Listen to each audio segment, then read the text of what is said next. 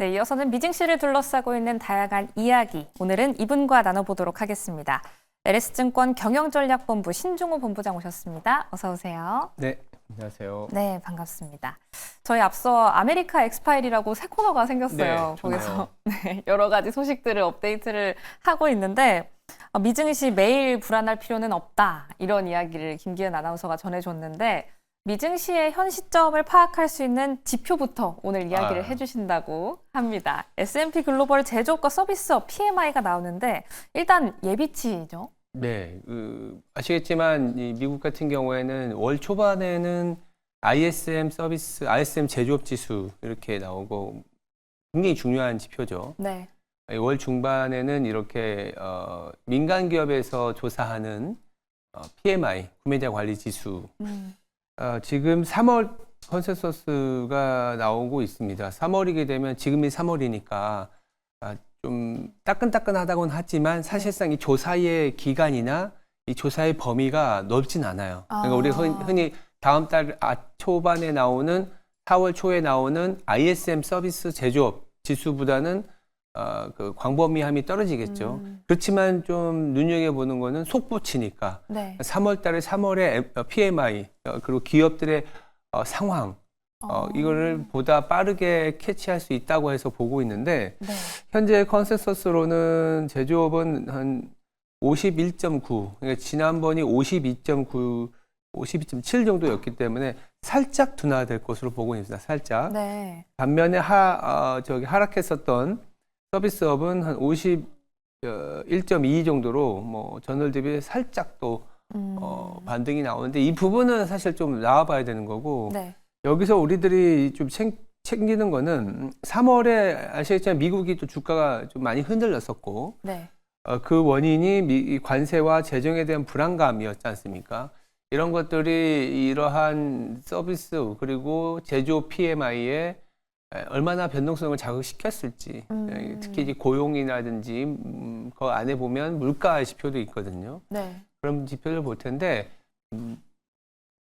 아마도 좀 뭐랄까요, 그 제조업 자체가 막 그렇게 확 치고 올라가는 모습은 나오진 않을 것 같아요. 근데 이게 이미 반영은 되긴 했을 겁니다. 반영은 되긴 했을 텐데 2월 달에 발표한 이후에 트럼프 행정부의 어떤 부작용이 이런 지표들 통해서 드러났고 네. 그게 이제 시장을 하락시킨 요인이었는데 3월 들어서 뭐 전체적인 모습은 좀 둔화되거나 개선되지 못했더라도 그 안에 보면 뭐 신규 주문이라든지 뭐 고용이라든지 이런 데이터들이 의외로 잘 버텨준다면 네. 미국 시장은 이런 관세나 어떤 그 재정과 관련된 불안정성이 있었지만 잘 버텨낼 수 있다 정도로 나올 수 있을 것 같고요. 네. 그게 아니라면은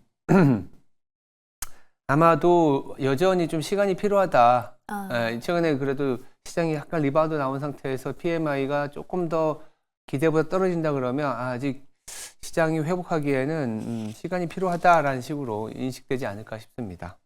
네, 3월의 데이터긴 하지만 워낙 그 조사의 범위가 좀 좁다라고 인식을 하면서 이게 모든 걸 드러내주지는 않는다라는 생각을 하고 이 지표를 함께 맞아봐야 할 것 같습니다. PMI 안에서도 신규 주문 어떻게 나오는지 꼼꼼히 함께 체크를 해보도록 할게요. 뿐만 아니라 독일에서도 함께 PMI가 나온다고요? 맞아요. 반면에 이제 미국이 최근에 이 지표들이 조금 예상치보다 좀 둔화되거나 경기에 대한 우려, 그러니까 너무 좋았던 게 좀 약해지는 건 맞는데 네. 오히려 독일을 중심으로 한 유럽, 특히 독일이죠. 너무 안 좋았는데 사람들이 기대가 많이 하락을 했는데 생각보다 괜찮네? 이런 뉴스들이 나올 수도 있다라는 거죠. 네. 이게 독일에도 PMI입니다. 독일도 이제 제조업 PMI가 나오는데 3월의 소포치가 한 47.1%포인트로 나올 것 같아요. 47이라고 하면 사실은 기준점이 50이기 때문에 네. 여전히 위축 국면에 있는 건 사실입니다. 네. 그렇지만 전월에 대비해서 개선되는지가 중요하거든요.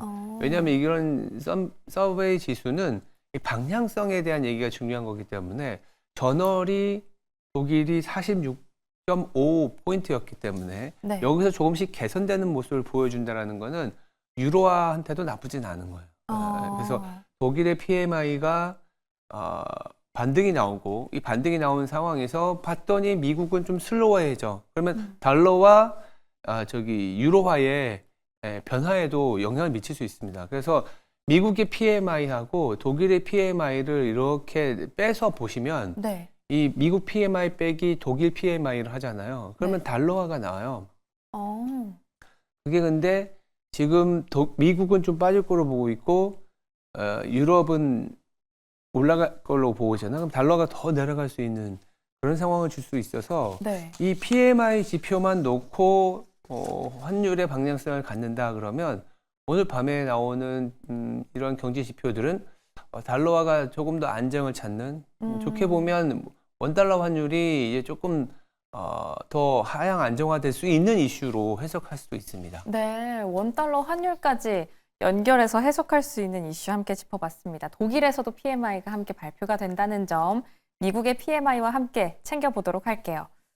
그럼 두 번째로는 트럼프 대통령과 미국 사법부와의 좀 관계가 좀 더 격화되고 있다. 이 부분을 함께 풀어주신다고 하는데 얼마 전에 또 일론 머스크 CEO 관련해서 USAID도 그렇고 계속 좀 사이가 계속 안 좋아 보여요. 지지율을 의식함에도 불구하고. 어떻게 보면 트럼프 입장에서는 입법부와 행정부를 좀 거의 장악을 했잖아요. 네. 공화당이 이제 상하원, 여기다가 뭐 행정부야 자기가 대통령이 됐으니까 머스크까지 이제 기용하면서 빠른 그리고 본인들의 입맛에 맞는 정책들을 굉장히 좀 속도감 있게 추진하고 있긴 하지 않습니까? 네. 근데 이제 거기에 어떤 견제 장치가 좀 필요한데 네. 견제 장치가 있을까라고 생각하는 차에 이제 사법부가 일정 부분 행정부의 독주를 좀 견제하고 있는 그런 거죠. 이게 사실 이게 정상인 거죠. 뭐 이렇게 아무리 좋은 정책, 아무리 나쁜 정책이라도 이게 이 어떤 외부 효과라든지 실제 미치는 영향을 잘 챙겨봐야 되는데 네. 최근에 어떤 일이 있었냐면 베네수엘라 국적자를 한 260명을 추방을 시도하는 과정에서 네.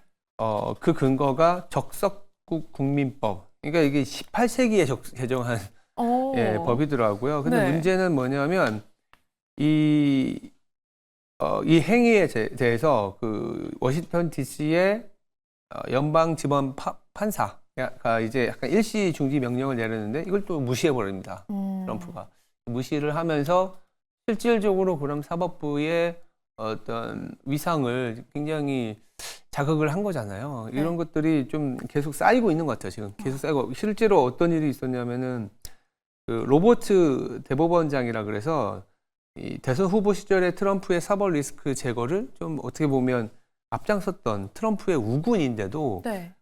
그 트럼프 판사의 탄핵에 대해서 상당히 많은 비판을 하고 있습니다. 당연히 이제 합리적으로 봤을 때라는 거죠.